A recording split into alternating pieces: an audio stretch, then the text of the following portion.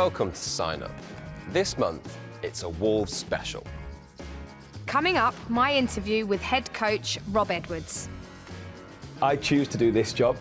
You know, I'm very lucky and privileged to do it. But criticism and negativity can come with the territory. Sorry. Want some water? It's not my armpits, is it? I was sweating.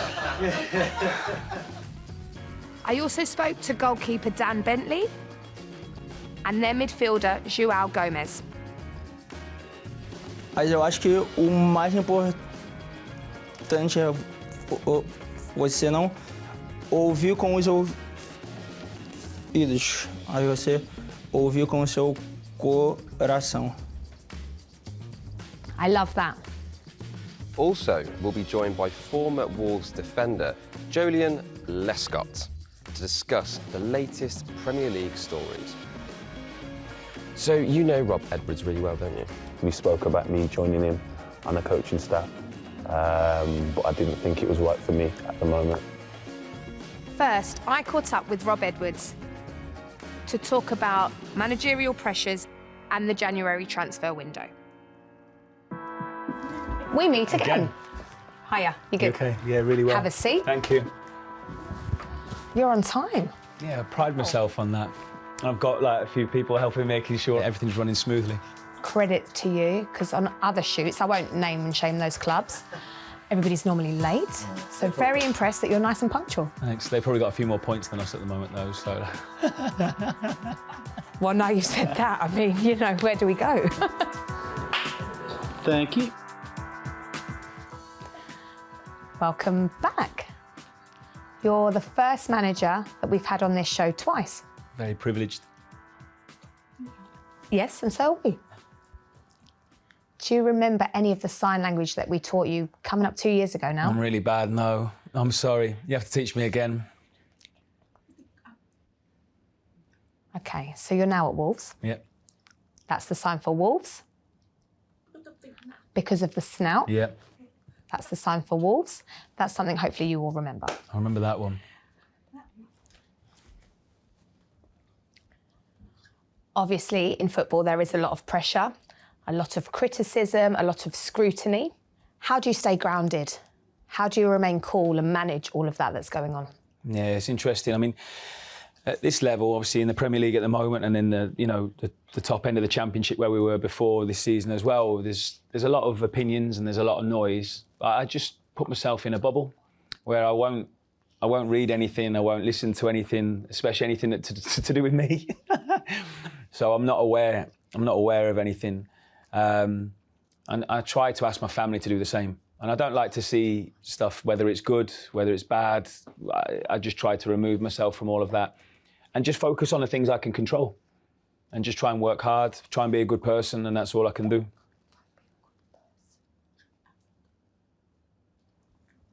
In terms of people's views, I know you try not to look at that, but you must get a sense of what's going on and what people are saying.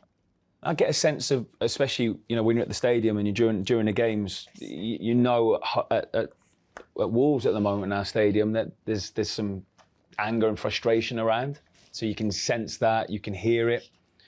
So I can't hide away from that. But I understand it. But as I say, all I can do is control the things I can control and how I feel, how I act and how hard I work. And that's all of us with the staff and the players as well.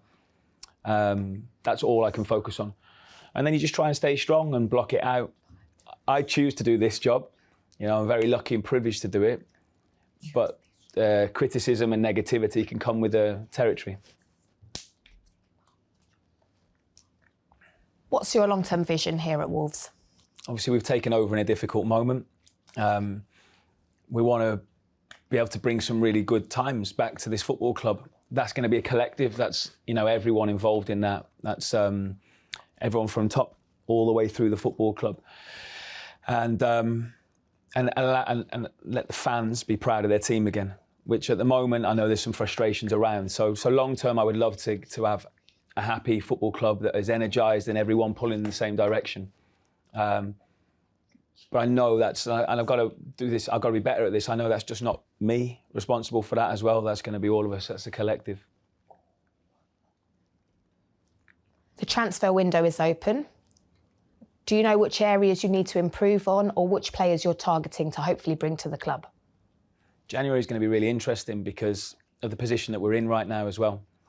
And, you know, if I'm being really honest, it depends on where we're at, but it might be difficult to lure some players in at the moment in this situation. So we've got to have realism in this window as well. And we do want to try and make some changes, of course. And we're working hard on that.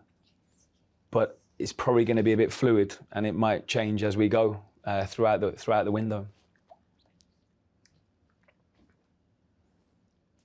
What does success look like here at Wolves? I'm seeing improvement in the players, in the training. I'm seeing improvement in the attitude. I'm seeing improvements in terms of how hard we're working. These things obviously need to turn into results. So that's what we're doing at the moment. I can't look too far ahead. I know it's a huge challenge. When we joined the football club, no one had stayed up from the position that we were in. And it's got even more difficult since we've arrived. So at the moment, I'm just looking at short steps, small steps and improvements. Thank you. Thank you. It's lovely to see you again, Rob. Yeah, you too. And hopefully see you next year. Yeah, I hope so. Do you remember the sign for Wolves? It was that one, wasn't it? That's Is it. that okay? You've Is got that it. right? Am I too big? You paused slightly. Paused. Just you were like, I'm gonna shout. thought you were saluting for a minute. Wolves, nice and quick. I remember that. Thank you so Thank you much. again. Thank you. Really good to see you. Thank you. So how was Rob? Lovely. And he was surprisingly upbeat considering Wolves' position in the league. But yeah, lovely guy. We're now here with the former Wolves defender, Joleon Lescott. Thank you for coming, mate. How are you? Pleasure to be here. I'm good, thank you. So you know Rob Edwards really well, don't you? Yeah, really well. We ex-teammates over 20 years ago now, and close friends. So we speak a lot about football and life, and our children are the same ages, but different sexes. So 2 girls, he has 2 girls and a boy, and I have 2 boys and a girl, all the same age. Oh, wow. Obviously, Wolves have been on bad form this season. So have you spoken about what's going on at Wolves? A little bit. I tried to distract him more from the results if they're not going so well. I was close, and we spoke about me joining him on the coaching staff, but I didn't think it was right for me at the moment, so chose against that, but very supportive in how he's doing. So if you had have been in the coaching staff at Wolves, do you think they'd be higher up in the table? I'd like to hope so, but no, it's a very difficult league. I'm aware how hard it is to win games and get points, and yeah, but yeah, it would have been nice. The combination of it being Wolves, it being Rob, a close friend, was probably the most, well, it definitely was the most tempted I've been to wanting to coach. But I think it was probably the time of the year that when we realised I'm going to miss so much of the family dynamics. So yeah, it probably helped me make the decision. What would make you reconsider that? Probably a warmer climate to start off with. It's very cold at this moment in time. But no, maybe when my children are a little bit older and they don't want me around as much, or they're bored of me. So my youngest son is 18, he plays for Preston. And I don't want to miss the opportunity of him being around the first team, and I've missed the game because I'm coaching. So I like to be a bit more flexible with my time. So you enjoy watching your son play, obviously, and you're stacked with experience. He must feel the pressure. You know, I need to replicate my father. Joleon Lescott, are you always giving him tips? How does that dynamic work? No, I just go and watch. I'm literally dad. I'm not a coach, I'm not a fan. I'm just going there to watch my son play football. I would much rather do that than watch any other game. And if you ask me questions, obviously I will answer them, but I'm not trying to put any pressure on. If he makes it, I will not be the reason. He will be the reason. Big news this week, of course, United sacking Amorim. Are you thinking that's the right decision? I'm not surprised by the decision. The comments he made after the game obviously suggest there's been a level of frustration between the two parties, so I'm not surprised the decision has been made, and I think it's been a long time coming. If he didn't say those comments, do you think he would have stayed on? Possibly a little bit longer, but maybe he would have had to leave on his own terms rather than be sacked. And whether he wanted to be sacked for financial reasons, who knows? But I definitely think he would have left before the end of the month. So for the United team, obviously they've been experiencing some issues for some time. Do you think them sacking Amorim is good for their future, or is it still going to be quite turbulent times? I still think it'll be turbulent. I don't think someone's going to come in and just steady the ship and get them to where they probably expect or want to be just yet. But I definitely feel there'll be more of a positive feel around the club because there was a lot of negative comments made about the tactics and the results and stuff. So I think if they change, then players get on board. So, who next? I'm going to throw a wild card in there, and I wouldn't be surprised if Enzo Maresco is talked about, having worked with Omar and Jason. They're That would be very close. interesting. I think Jason Wilcox may have employed Enzo at the City Academy. So, who knows? So you once played for Aston Villa. Their form is fantastic this season. You know, can they challenge for the title if they continue the way they're going? Well, yeah, I think they are challenging just now. And it's easy to say, but I think their first 5-6 games were poor results. I think if they had better results, they'd be a lot closer. They were shaky. Yeah, but again, do I see them having enough to get enough points to beat Arsenal? Probably not. I think Arsenal are very strong, very well balanced, so they need to drop points more than Aston Villa need to win games.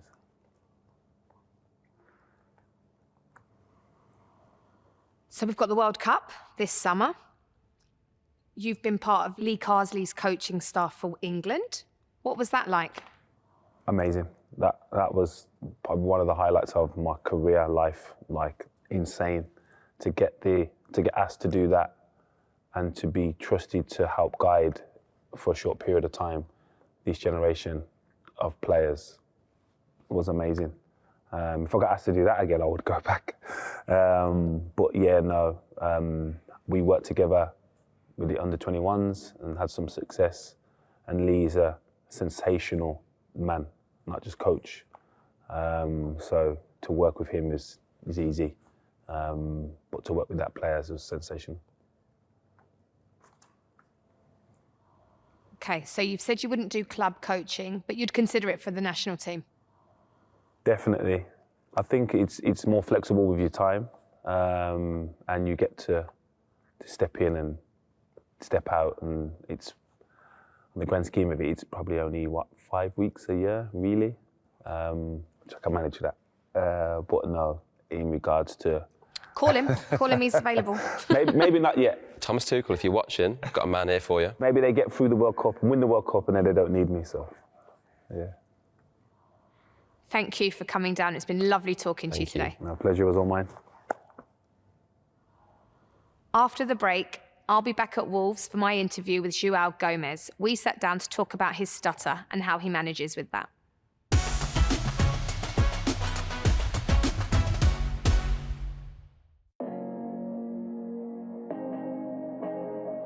Welcome back.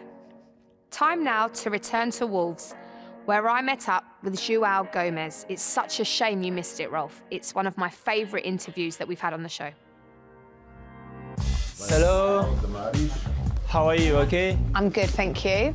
This is my interpreter, Nadia. She's also my voice. Perfect. That's amazing. If you could just take a seat Excuse here, me. please. Hi.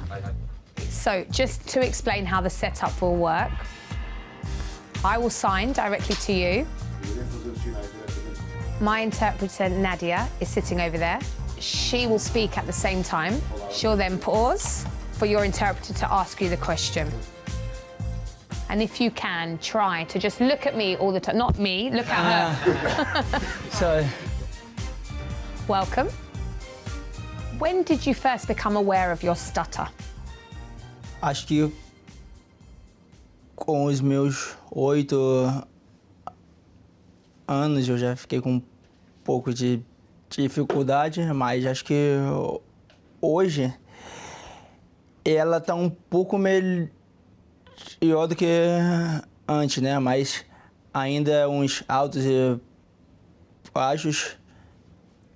Football is very, very fast-paced and very loud, with a lot of people shouting. How do you manage communication, especially if you need to say something quite quickly? Eu acho que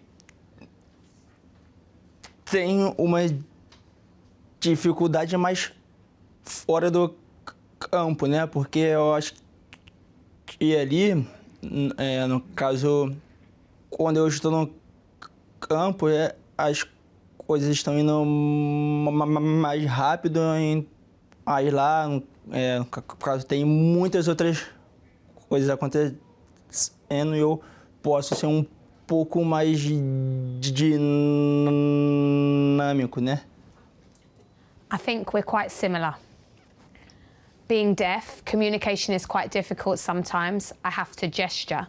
But when I'm on the pitch, I feel like everybody understands me. So we probably have a similar experience. Yeah, that's true. That's true. That's true. E eu posso me comunicar de outras maneiras, né? Não só com palavras, mas com atitudes. Body language and gesture is really important for me. So I'm sure it would benefit you. You can use some gesture instead of words, some signs. Maybe that will help. I can teach you some. Yeah. Yes, of course. I'll teach you some basics. This is the sign for please, please, thank you, the same sign. Thank you, obrigado. Okay, this one is how are you? How are you? You can say good, bad. Today's a good day? Of course, today's a good day. The beautiful game of football. This is the sign for football. The country that you're from, Brazil, like this. Where are you from? I can say Rio de Janeiro. This is the sign for Rio. Because of Christ the Redeemer. This is the sign for Rio. That's amazing. So we both possibly struggle with communication and we have barriers when it comes to communication. So we need people to be patient with us. How important is that to you, that people are patient? Isso eu acho que é um dos assuntos mais importantes, porque no caso, quando nós falamos de comunicação, muitas das pessoas só pensam em falar, mas não. A parte mais importante é de você ouvir e principalmente você entender e respeitar o tempo de comunicação de uma pessoa. Pode ser com uma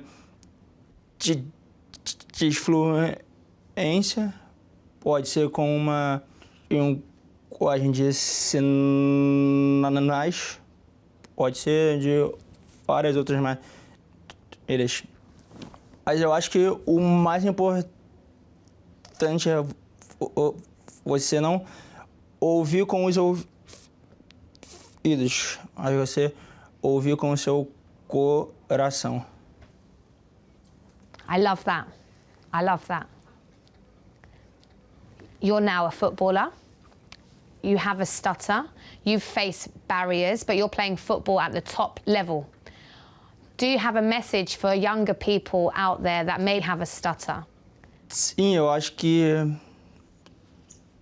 todas as pessoas independentemente da dificuldade, elas podem chegar onde elas quiserem. E elas não podem ver isso como um limitador, mas algo que te impulsiona a tu trabalhar mais, você querer mais do que as outras pessoas. Então, se tu tem qualquer tipo de dificuldade, seja ela física,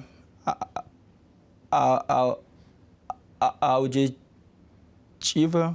você não pode desistir de tu e principalmente dos teus objetivos, né? I love that. Thank you. It was lovely talking to you today. Thank you. Eu posso fazer uma pergunta? Can I ask you a question? Of course. Thank you. Ask away. Of course. It's nice for it to be the other way round. I can relax now, sit like you, relax. You can ask me any questions.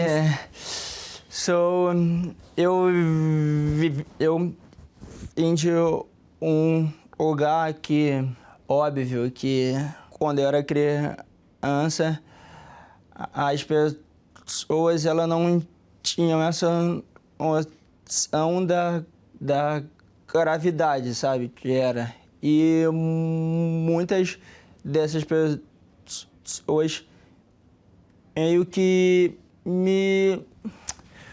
Como é que eu posso falar? Elas me zoavam. E queria ver com ela o que ela fez para superar isso, se por um acaso aconteceu com ela. I was born into a deaf family. I went to a deaf school, which means that I was surrounded by people that were the same as me. But playing sport, obviously we had to compete against other schools. And a lot of the teams that we played against, they were hearing pupils and they did tease us and make fun of us. So I think similarly to you, you probably just have to ignore it, you know, brush it off. But yeah, it can be annoying at times and frustrating. But I think the older you get, the more resilient you get, and you just brush it off and move on. Thank you. It's amazing. I really like it. Thank you. I enjoyed today. It's very different, this interview, to other interviews that I've done. I've really enjoyed myself. Thank you. So, Not up, down. That looks like a snake. What you're doing is like a snake. It goes down. Football, remember football? Yep, that's it. You know all the signs now, you're sorted. Thank you. This is amazing. That was such a fantastic interview, and the chemistry that the two of you shared as well. It was lovely. We're different, but obviously we've got similar issues when it comes to communication barriers. It's really important to mention that he also has an institute to support people that are experiencing communication barriers. So if this piece resonates with you, please take a look. After the break, Damaris interviews goalkeeper Dan Bentley, and also we look at Deaffest, which will be happening in Wolverhampton this summer.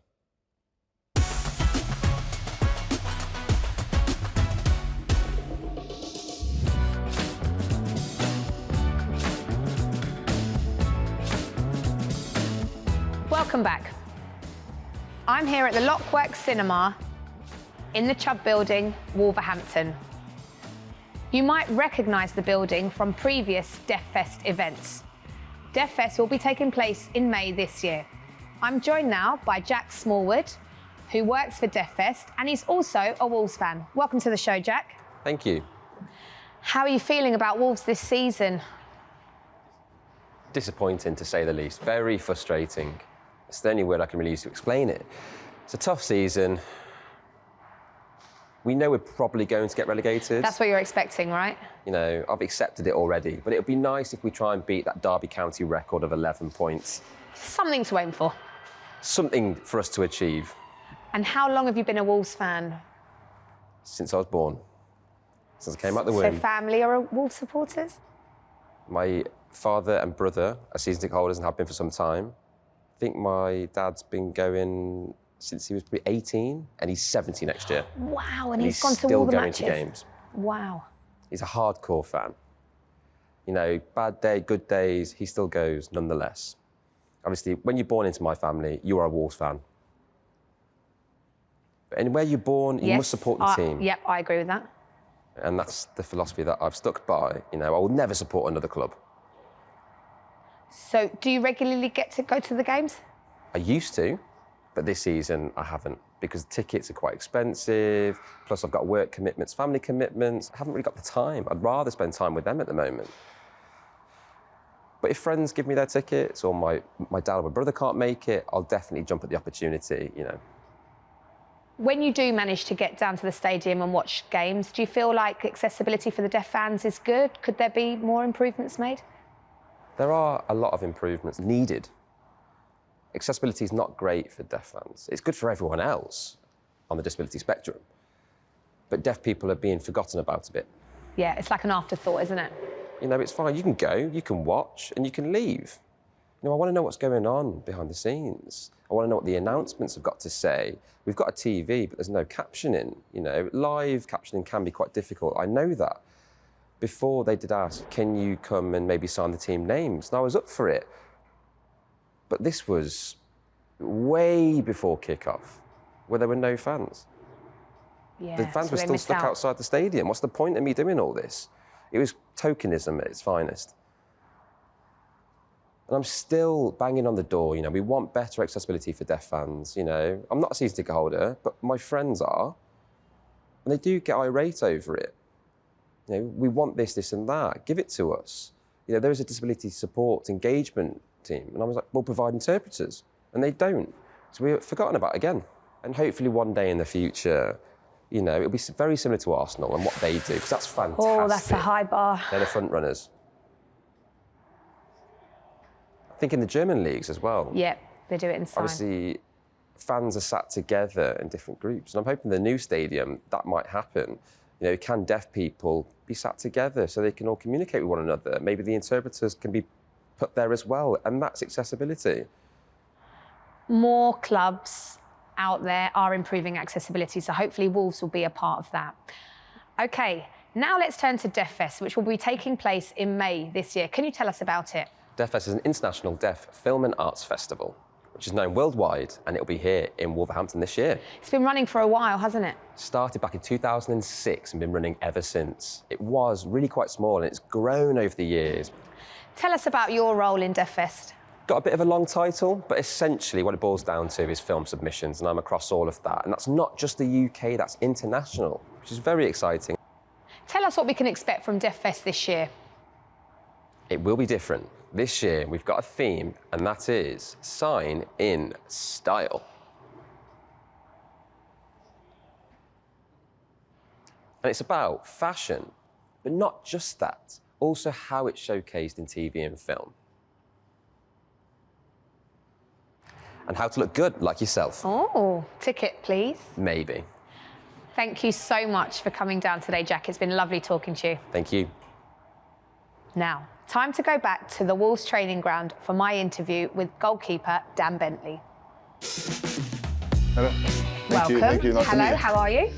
Hiya, Hello, nice how to you meet doing? you. Nice to meet you. How you Take a doing? seat. Thank you very much. Already straight to it, gosh. Okay, sorry. To the point, no I problem. like a bit of a 5-minute chat before we start, but maybe we'll have to save that for after the interview. Thank you so much for coming down today. I do need to mention the fact that it's been a difficult season for Wolves, unfortunately. What's the atmosphere like in the changing room and around the club in general? In a difficult moment such as this, it's difficult to be positive and to be anything other than realistic as to the situation that we are in. But in terms of what we try to be and how we try to act, of course, we try and make sure that we maximise the positivity when we can. And the main focus for us is hard work and just trying to be as good as possible and trying to work as hard as possible, and try and fix the things in training from the games that need to be fixed. And the manager is obviously very new, so for us to take on his points can take time, and hopefully the quicker that happens, the better. There are 3 goalkeepers here at Wolves: Sam Johnston, Jose Sarr, and yourself. What's the relationship like amongst the 3 of you? A really good relationship, really good working relationship. We push each other every day in training. We all get on really well. We are friends off the pitch, and we have a good laugh when the time is right to have a good laugh. But we are obviously all in competition with each other for one shirt that is available. And when whoever's playing is playing, we support that person to the maximum of our ability and ensure that he's ready to play and help the team. But also at the same time, when there is change, the rest of us have to be ready to step in when the change is made. But whilst whoever is playing, he retains our maximum support. You've had a very long career. Previously, you were the number 1, and you're having less starts now. How do you manage that mentally, but also have you adapted with that transition? There's been times of difficulty for sure. I've played, I think, just shy of 450 games in my career, and like you said, been number 1 pretty much my entire career. So it was a phase of adaptation for me when I came here, and obviously didn't play so much, and up to this point I haven't played the amount that I would have liked, of course. But you know, like I said to you before, with regards to whoever's playing, the bigger picture is the team, and the team is the most important thing. And if my role at the minute entails helping the team from the side or whatever the case may be, then that's what I have to respect the manager's decision and continue to work and help the team whenever and wherever I can. Just curious, have you got any experience of people with deafness? My nan was partially deaf and wore hearing aids for a very long time. She had a degree of hearing, but it was often shouting and raising my voice, obviously in a very respectable way, of course, being my nan. But yeah, she wore 2 hearing aids, and was very hard of hearing. So there was quite a lot of shouting going on in my grandparents' household when I was growing up. And then also my daughter has got an underlying condition that she was born with, which includes, the way I can describe it is it's like similar to autism, but it's a very, very rare condition that affects very, very few people in the entire world. And within that syndrome, one of the parts of it is glue. So she actually wears a bone conducting headband, which obviously helps the sound reverberate through her eardrums. So with her, you have to kind of obviously be quite concise, quite clear. And there is sometimes times where she's a little bit hard of hearing. But obviously we're hoping that something will improve as she gets older. But that would be my experience with people that maybe are hard of hearing. How do you communicate with her, or even previously with your nan? How did you communicate? With my nan was because she could hear, but she would kind of have to lean in or be close to the conversation. She didn't use any kind of sign or anything like that. But my daughter, not so much now because she uses the bone conducting hearing aid. But she used Makaton a lot when she was younger, which I think is incredible. The way people use sign and Makaton is amazing. The fact that there is a whole communicative language using sign language I think is absolutely incredible. I found it very difficult, to be honest, but Makaton was... It takes time. Yeah, for sure. Take your time. Yeah. Sign language is a better language to learn in terms of Makaton because it's an actual language and Sure. It's rich. I'll give you some tips later. Thank you very much. Yeah, I might need them. It's more visual as well, maybe a little bit more visual, but yeah, sign language. If you learn sign language, you can have your own private conversation. Yes, this is true. Yes. Nobody would know what we're saying. That would be very interesting. Exactly. It could be the other way around. Yes, exactly. Yeah, I would love to learn. It would be an honour to learn. Thank you so much, and thank you for joining us. That's one sign. You've already learnt that. Thank you. Perfect. Thank you very much. Thank you. You had a busy time in Wolverhampton. Extremely busy, but it was wonderful, and all the attention was on me. Where were you? I was actually in Japan, doing a little bit of travelling. I loved the culture, the food. Honestly, it was fantastic. Get it.